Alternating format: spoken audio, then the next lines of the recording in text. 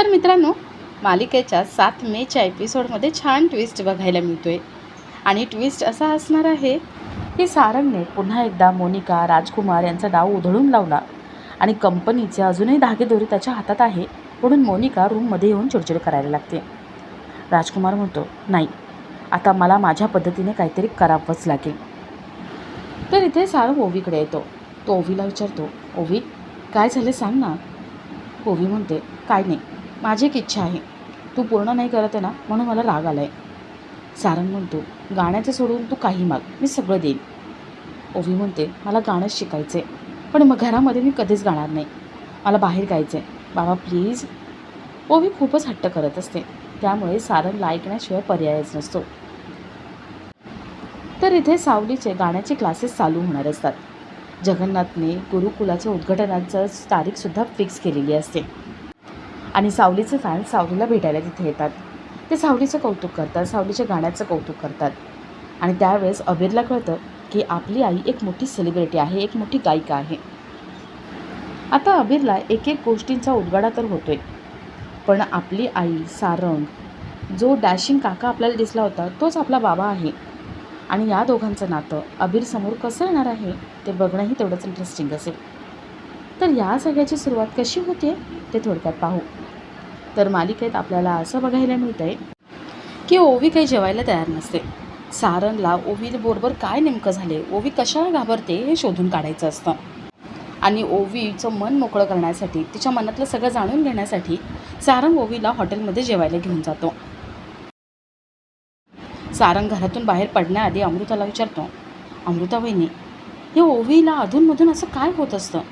ओवी कोणाला घाबरत असते? ती तुझ्याशी काही बोलली आहे का त्याबद्दल? काहीतरी नक्कीच आहे. वहिनी, प्लीज माझ्यापासून काही लपवू नको. अमृता मोनिकाबद्दल काहीच सांगत नाही.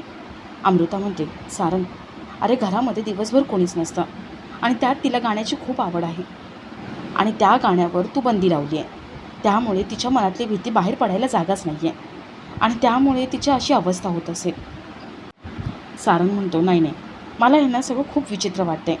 म्हणजे काल मी तिला रूममध्ये घेऊन गेलो, ती इथे बाहेर काय किंचाळली, नंतर रूममध्ये जेव घालायला घेतलं तर ती जेवतसुद्धा नव्हती. नक्कीच काहीतरी बिनसलं तिचं. हे तिचं वागणं खूप वेगळं आहे. मला वाटते ती कशाला तरी घाबरली आहे. तिच्या मनात कुठल्या तरी संकटाची भीती आहे. ते कुठलं संकट आहे हे नाही कळते, पण तिच्या मनात भीती नक्कीच आहे. अमृता म्हणते, सारंग, जेव्हा तू ओवीला घरात घेऊन आलास ना, त्यावेळेस ती फक्त 1 दिवसाची होती आणि बाळांमध्ये तिच्या आईवडिलांचे गुणसुद्धा येत असतात. आता तिचे आईवडील कसे होते, काय होते, कोण होते, आपल्याला काहीच माहिती नाही आहे. अरे, काही शारीरिक वैशिष्ट्य, काही मानसिक वैशिष्ट्य मुलांमध्ये येत असतात, आईवडिलांकडून येतात. सारंग म्हणतो, म्हणजे तिला आता जो काही त्रास होतो आहे, जी काही भीती वाटते, ती तिची जेनेटिक भीती आहे असं म्हणायचं आहे का तुला? अमृता म्हणते, हो, तसं असू शकतं. आपण तिला खूप प्रेम देतो, पण रक्तामधले गुण किंवा दोष जे असतील त्याच्यामुळे तिला भीती वाटत असेल. पण सारंग, मी तुला फक्त एकच गोष्ट सांगेल, तिला आता तुझ्या प्रेमाची, तुझ्या मायेची खूप गरज आहे. सारंगला अमृताचं बोलणं पटत असतं. तर इथे तिलोत्तमा, मोनिका, राजकुमार यांना भेटायला एक इन्व्हेस्टर ऑफिसमध्ये आलेला असतो आणि तो सावली हर्बल या प्रोडक्टमध्ये इन्व्हेस्ट करायचं म्हणतो. मोनिकाला ते पटत नाही. मोनिका म्हणते, हे बघा, तुम्ही ज्या प्रोडक्टबद्दल बोलताय ना, ते सावली हर्बल प्रोडक्ट 5 वर्षांपूर्वी बंद झालेलं आहे आणि तसं बघायला गेलं ना तर लोक या ब्रँडला आता विसरलेत, त्यामुळे तुम्ही जे काही बोलताय ना ते इम्पॉसिबल आहे. राजकुमार म्हणतो, हे बघा, ते प्रोडक्ट बंद होऊन 5 वर्ष झाली आहे आणि आता त्या प्रोडक्ट जरी आपण मार्केटमध्ये आणलं तरी त्याला आता व्हॅल्यू नाही आहे, कारण मार्केटमध्ये वेगवेगळे फॉरेनचे मटेरियल आलेले आहेत, प्रोडक्ट आलेले आहेत, त्यामुळे लोक आता या प्रोडक्टला पूर्णपणे विसरून गेलेत आणि म्हणून आम्हाला असं वाटतं की हे काही डील बरोबर नाही आहे. तुम्ही याच्यामध्ये इन्व्हेस्ट कराल आणि याच्यामध्ये तुमचा काहीही फायदा होणार नाही, म्हणून सांगतोय, याच्यामध्ये अजिबात इन्व्हेस्ट करू नका. तो माणूस म्हणतो, तुमचं मार्केट ॲनालिसिस खूप कच्चं आहे. अहो, कसं आहे ना, आम्ही सगळी चौकशी केली आहे, लोकांना अजूनही ते प्रोडक्ट आठवते आणि त्यांना ते प्रोडक्ट हवं आहे आणि सगळी इन्व्हेस्टमेंट माझी असणार आहे.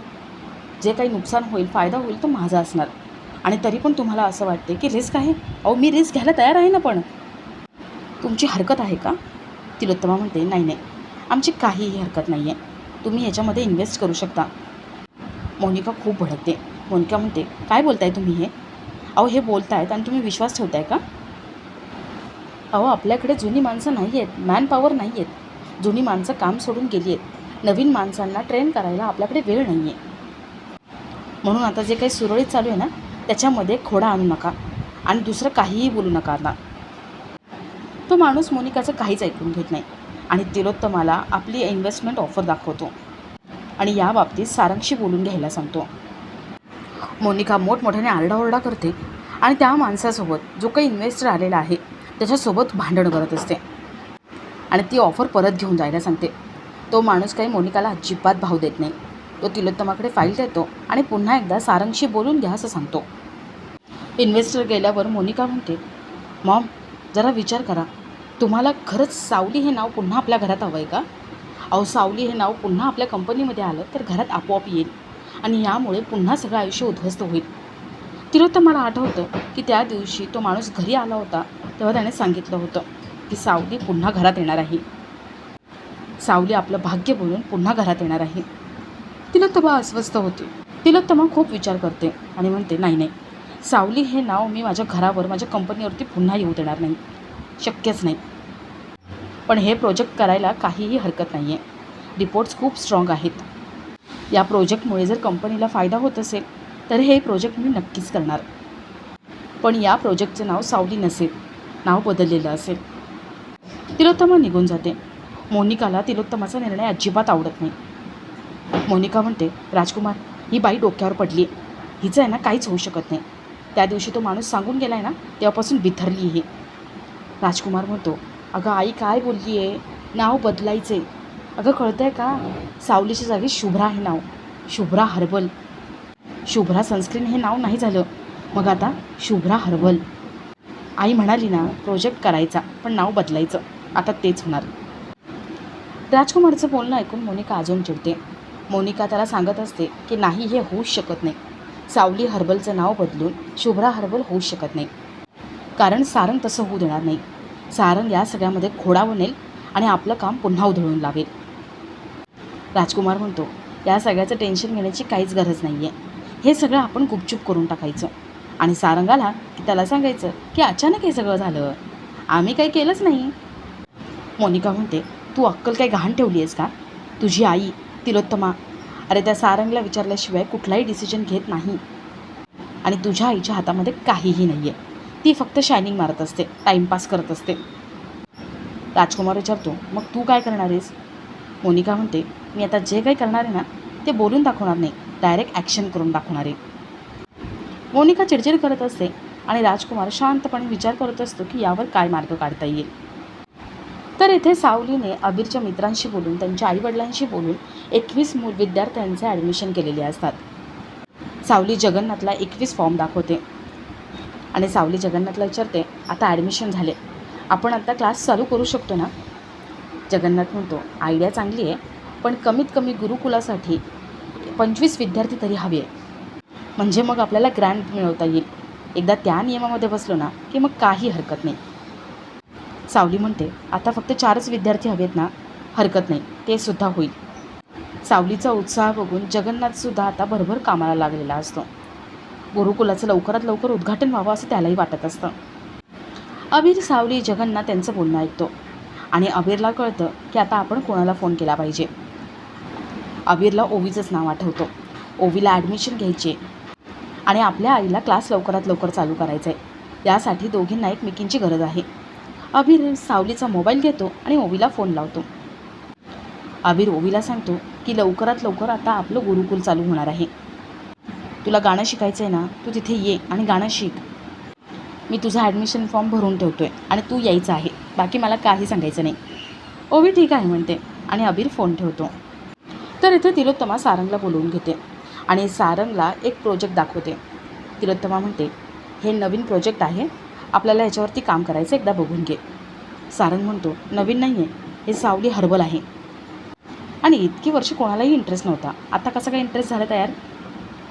तिलोत्तमा म्हणते, एक इन्व्हेस्टर आहेत, त्यांना इन्व्हेस्ट करायचे, पण त्याआधी त्या इन्व्हेस्टरला तुझ्याशी एकदा बोलून घ्यायचं आहे. आणि सारंग, माझी पण इच्छा आहे की तू या सगळ्यामध्ये लक्ष घालावं, म्हणजे त्या निमित्ताने का होईना तू ऑफिसमध्ये पुन्हा येशील आणि आपल्या ऑफिसचा कारभार पुन्हा एकदा हातात घेशील. सारंग, या निमित्ताने का होईना पण तू प्लीज ऑफिसला ये ना, आणि प्लीज एकदा हे प्रोजेक्ट हातात घे आणि पुन्हा एकदा कामाला लाग. सारंग, मला माझा जुना सारंग बघायचा आहे, प्लीज येशील ना ऑफिसला. सारंग म्हणतो, नाही, मी अजिबात येणार नाही. आणि आई, तुला याचं कारण माहिती आहे, मी आता जे काम करतो आहे त्यात समाधानी आहे. मला ऑफिसच्या कामात अजिबात इंटरेस्ट नाही आहे आणि माझा तुझ्यावर पूर्ण विश्वास आहे. तुला जे करायचं ते करू शकतेस. तिलोत्तमा म्हणते, सारंग, मला अजून एका विषयावर बोलायचं होतं. हे प्रोडक्ट चांगलं आहे आणि आम्हाला पूर्ण खात्री आहे की हे प्रोडक्ट चालेल, पण हो, हे सावली हर्बल सोडून या प्रोडक्टचं नाव आता बदलायचं आहे, शुभ्रा हर्बल नाव ठेवायचं आहे. सारंगला तिलोत्तमाचं हे बोलणं काही पटत नाही. सारंग म्हणतो, आता नाव का बदलायचं तुला? राजकुमार म्हणतो, अरे सारंग, सावली हर्बल हे नाव लोक विसरलेत आणि मार्केट रिपोर्ट आहे तसा, म्हणून सावली हर्बल नाव बदलून आपण त्याच्या जागी दुसरं नाव देऊ ना, शुभ्रा हर्बल नाव देऊ. सारंग म्हणतो, हो का? सावली हर्बल हे नाव लोक विसरलेत म्हणून हा इन्व्हेस्टर तयार झाला आहे का इन्व्हेस्ट करायला. आणि आई, हे प्रोडक्ट लॉन्च करण्यामागे सावलीचा खूप मोठा हात आहे आणि त्यामुळे हे सावली हर्बल नाव बदललं जाणार नाही. सारंग राजकुमार, मोनिका, तिलोत्तमा यांच्याबरोबर खूप वाद घालतो आणि निर्णय घेतो की काहीही झालं तरी सावली हर्बल नाव बदलणार नाही. सारंग आपला निर्णय सुनावून निघून जातो आणि आपला आजचा हा भाग इथेच संपतो.